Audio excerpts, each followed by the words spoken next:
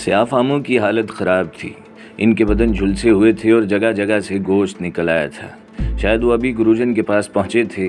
गुरुजन के चेहरे पर मुर्दनी छाई हुई थी। इसने मेरी तरफ देखा और मायूसी से बोला, मैंने पहले ही कहा था।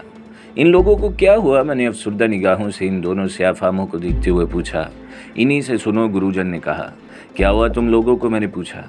हम लड़की का ताकुब करते हुए स्याह पहाड़ों तक गए थे। वो घोड़े समेत वहाँ गायब हो गई। हम पहाड़ों में भटक रहे थे कि अचानक पहाड़ों से शोले निकले और हम शोलों में गिर गए। हमारे घोड़े जलकर हलाक हो गए और हम बमुश्किल बाहर निकलने में कामयाब हो सके। ओह, ये हरकत शैतान के अलावा किसी की नहीं, गुरुजन ने कहा। लड़की का को पता नहीं चल सका। मैंने शोला बार निगाहों से इन्हें घूरते हुए कहा। नहीं, इसका नामो निशान नहीं मिल सका। हाँ गुरुजन, इसके इलाज का बंदोबस्त करो। मुझे अफसोस है कि तुम्हें मेरी वजह से सख्त परेशानी उठानी पड़ी। मैं देखूंगा कि वो कितना बड़ा जादूगर है। रात को गुरुजन मेरे पास बैठा रहा। वो बहुत मायूस था और मुझसे भी मायूसी की गुफ्तगू कर रहा था। यकीन करो मेरे दोस्त, तुम्हारी ख्वाहिश पर मुझे कोई एतराज़ नहीं, लेकिन एक मेहमान की हैसियत से मैं तुम्हें इस ख़तरे से बचाना चाहता हूँ। मैं तुम्हारे खुलूस को दिल से कबूल करता हूँ, लेकिन अब मेरे लिए ये ज़रूरी है और इसके अलावा और मैं क्या कर सकता हूँ? मैंने कहा। दूसरे दिन मेरी दरख्वास्त पर गुरुजन मुझे वहाँ ले गया जहाँ 1000 रातों के जादूगर पत्थर की ज़िंदगी गुजार रहे थे। बड़ा पुरस्कार इलाका था। गुरुजन मुझे इन लोगों के बारे में बता रहा था जो बज़ाहिर स्याह पत्थर की मुजस्मे नज़र आ रहे थे। ये सुनकर हैरत होती थी कि वो कभी जादूगर रहे थे। इसने इन शैतानों की रिवायात बताकर मुझे खौफज़दा करने की कोशिश की, लेकिन खौफ मेरे नज़दीक से गुजर ना सका। ये तमाम वो लोग थे जिन्होंने अपनी कुव्वतों से बस्ती की नींदें हराम कर रखी थीं। उन्होंने वो सब किया जो वो कर सकते थे और जिसकी जितनी ज़िंदगी थी इसने ही इंसानों का खून पिया था।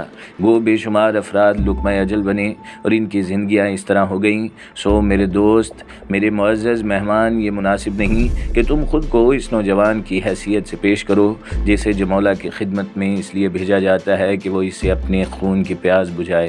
हम लोग तो इसके आदी हैं और हमारी तकदीरें यही हैं। गुनाह का ये खून हमारी ज़मीन से उगा है और हमारे खून से सैराब होना चाहिए। तुम चंद रोज़ के मेहमान यहाँ आए हो, तुम्हारी ज़िंदगी ख़तरे में क्यों डाली जाए? नहीं गुरुजन, ये तो मुमकिन नहीं कि मैं इस लड़की को यहाँ छोड़कर अपनी ज़िंदगी बचाने के लिए आगे बढ़ जाऊँ। चुनाचा मैंने जो फ़ैसला किया है, मुझे इस पर अटल रहने दो और मेरी मदद करो। गुरुजन ने गर्दन झुका ली। फिर वो मुर्दा सी आवाज़ में बोला, ठीक है, अगर तुम इस हद तक बज़िद हो तो मैं खामोश हुआ जाता हूँ। चाँद आखिरी रातों का सफ़र तय कर रहा था। फिर एक रात वो डूब गया। गोया वो डूबते चाँद की आखिरी रात थी और इस रात को आखिरी पहर इस नौजवान को स्याह पहाड़ों में भेजा जाने वाला था जो इस बार जमौला का निशाना बनने के लिए तैयार था। इन चंद दिनों में एलिज़ाबेथ का को पता नहीं चल सका था और मेरा दिल इसके लिए खून के आंसू रोता था। मुझे एलिज़ाबेथ की वो कैफियत याद आई जिसका इजहार इस रात हुआ था।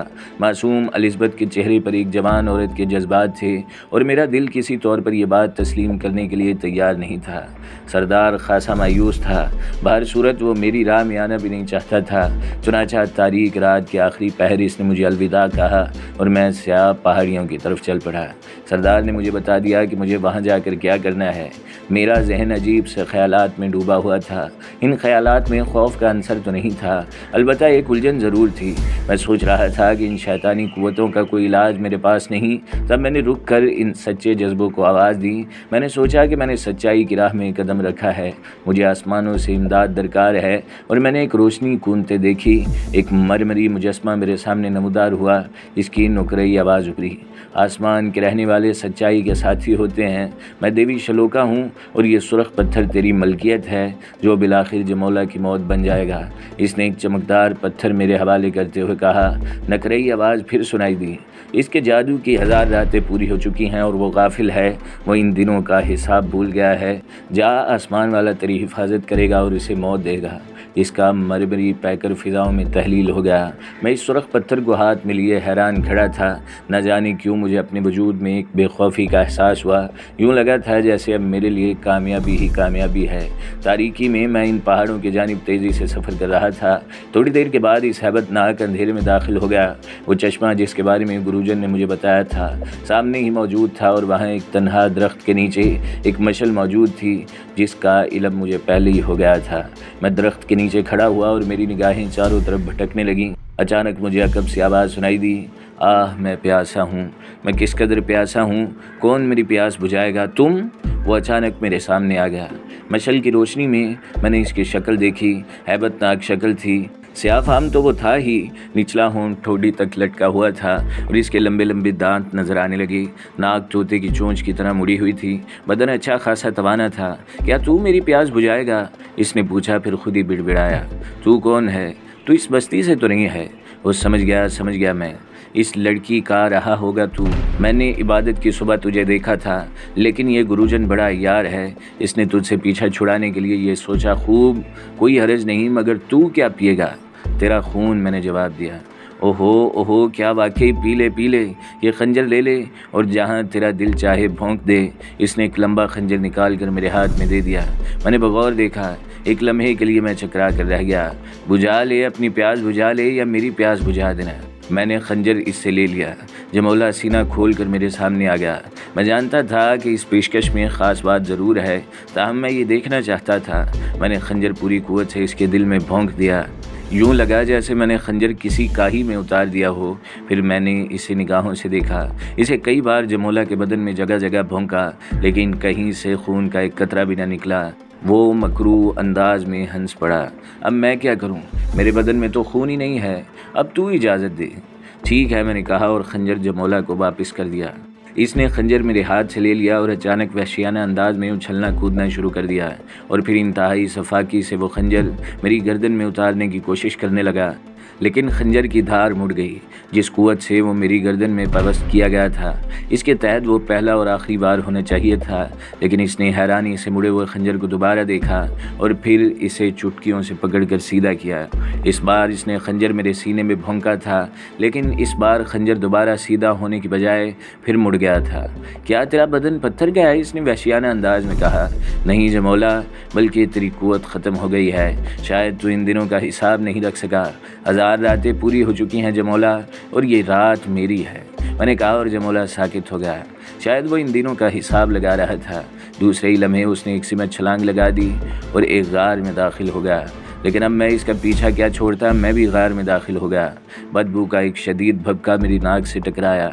मैंने जमौला को तलाश किया, लेकिन इस कुशादा गार में वो मुझे नज़र नहीं आया। अलबत्ता सामने ही एक सुरंग सी और मौजूद थी। कुशादा गार में अंदर मशलें लगी हुई थी और इनकी रोशनी नहायत भयानक मंजर पेश कर रही थी। पूरे गार में जानवरों के मुर्दा ढांचे पड़े हुए थे। कहीं कहीं इंसानी ढांचे भी मौजूद थे, जिसमें गोश्त चिपका हुआ था। इसके अलावा भी ऐसी मकरू चीज़ें। मैं सुरंग की तरफ बढ़ गया और सुरंग के दूसरे दहाने पर मुझे एक रोशन गार नज़र आया। गार की रोशनी बहुत तेज़ थी। मैं बेथकान अंदर दाखिल हो गया। यह गार ज़्यादा कुशादा नहीं था। सामने ही सफ़ेद रंग का तख्त बिछा हुआ था, जिसमें आला दर्जे के जवाहरात नस्ब थे और इन्हीं की रोशनी से गार मुनव्वर था। मकरू जमौला इस तख्त पर बैठा हुआ था। इसने पाँव भी ऊपर उठाए हुए थे। इसकी अकब में एक कुर्सी पर एलिज़ाबेथ बैठी हुई थी, लेकिन इस खौफनाक और वहशत ज़दा शक्ल में जिसमें मैंने उसे उस दिन देखा था। वो अगवा हुई थी। इसके होंठों पर एक खौफनाक मुस्कुराहट फैली हुई थी। जमौला के चेहरे पर खौफ के आसार थे। तुम कौन हो तुम? इसने सहमी हुई आवाज़ में कहा। तुम खौफजदा हो जमौला? नहीं, हरगिज़ नहीं। तुम मेरा कुछ नहीं बिगाड़ सकते। बिगाड़ कर देख लो। मैं तुमसे दूर हूँ कि तुम मुझ तक पहुँच नहीं सकते। मैं तुमसे हज़ारों मील दूर हूँ, समझे? हज़ारों मील। इसने कहा। तुम शायद पागल भी हो गए हो, मुझे हलाक करो। आओ मेरा खून पियो। तुम पियो ना, मैंने आगे बढ़ते हुए कहा। धोखा हो गया है। देख लूँगा, गुरुजन को देख लूँगा, बस्ती वालों को भी। पूरी बस्ती न पी जाऊँ तो नाम नहीं। इसने क्यों तुम्हें भेजा? अब इसके लिए मुसीबतें ही मुसीबतें हैं, जमौला ने कहा। मैं बदस्तूर आगे बढ़ रहा था और एक लम्हे में मुझे अनोखा एहसास हुआ। मेरे और उसके दरमियान जितना फासला था वो तो चंद कदमों में तय हो जाना चाहिए था। मैं मुसलसल आगे बढ़ रहा था, लेकिन फासला जूं का तूं था। एक लम्हे के लिए मैं ठटक गया और इसी वक्त बदबख्त ने कहका लगाया, आओ, रुक क्यों गए? मुझ तक पहुंचने की कोशिश करो। तुम ये फासला सारी ज़िंदगी तय नहीं कर सकोगे। बढ़ते रहो। लेकिन मैं वहीं रह गया। ये सूरत हाल ताज्जुब खेज़ थी।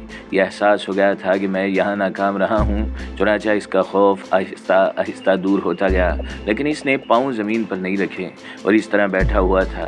फिर इसने अचानक कहा, यह तख्त मेरी आखिरी पनाहगाह है। जब तक मेरे पाँव ऊपर हैं तू मेरे तक नहीं पहुँच सकेगा। क्या समझा?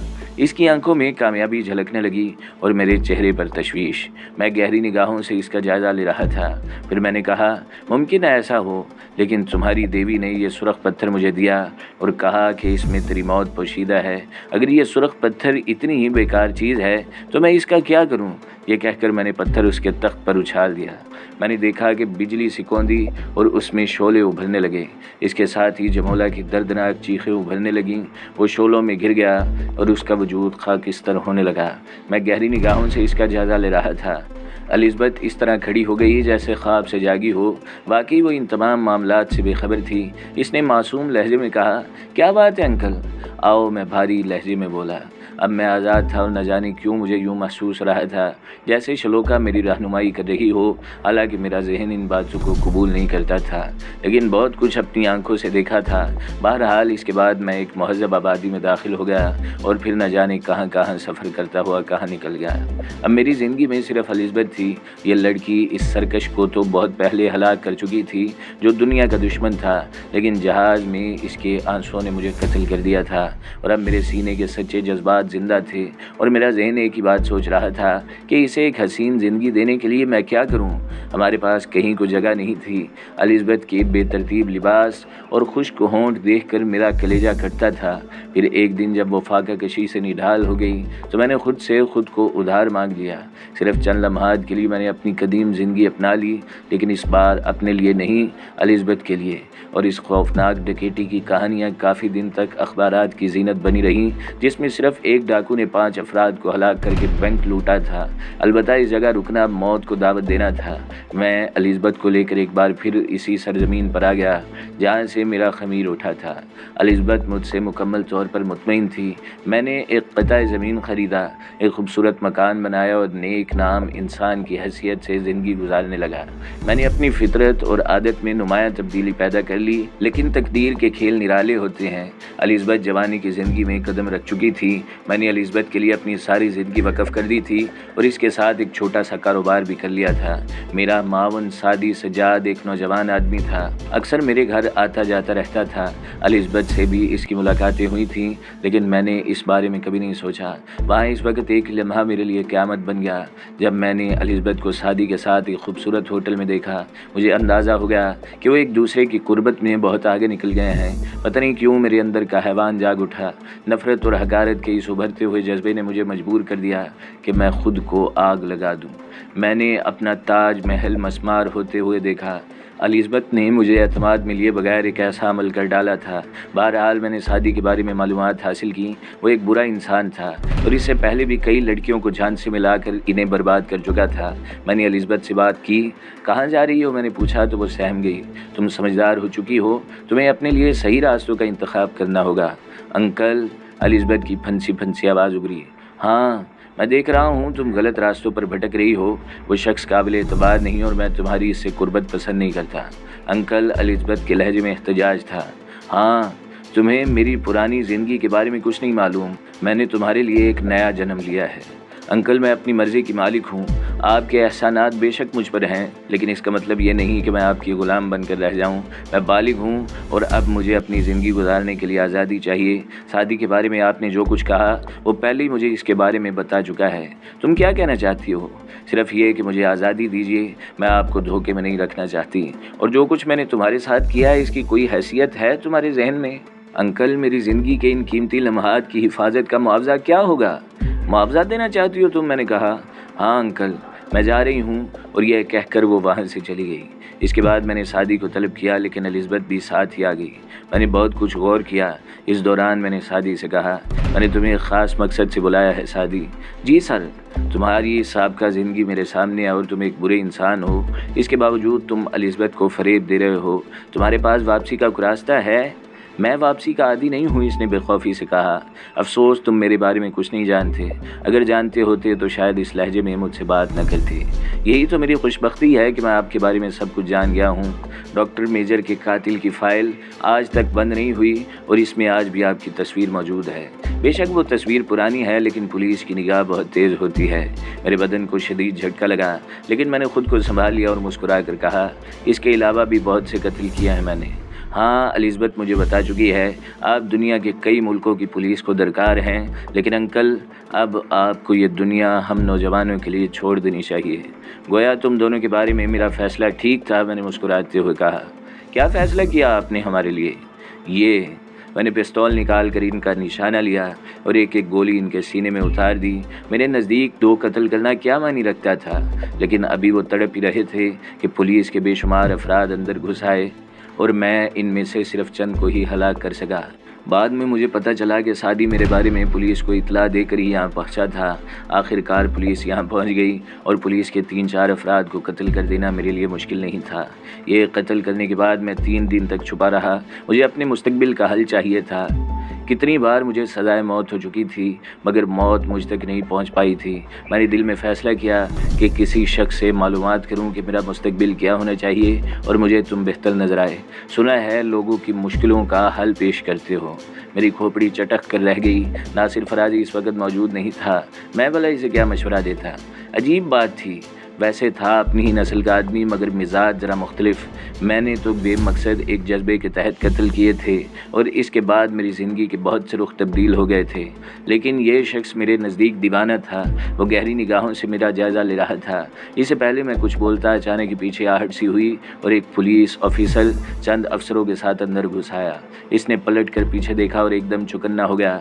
पुलिस ऑफिसर के भी होश उड़ गए थे, लेकिन इसने फ़ौरन रिवॉल्वर निकाल लिया। इस वक्त शायद इस शख्स के पास रिवॉल्वर वगैरह नहीं था, वरना इस दफ्तर में ही कत्लो गारतगिरी का बाजार गर्म हो जाता।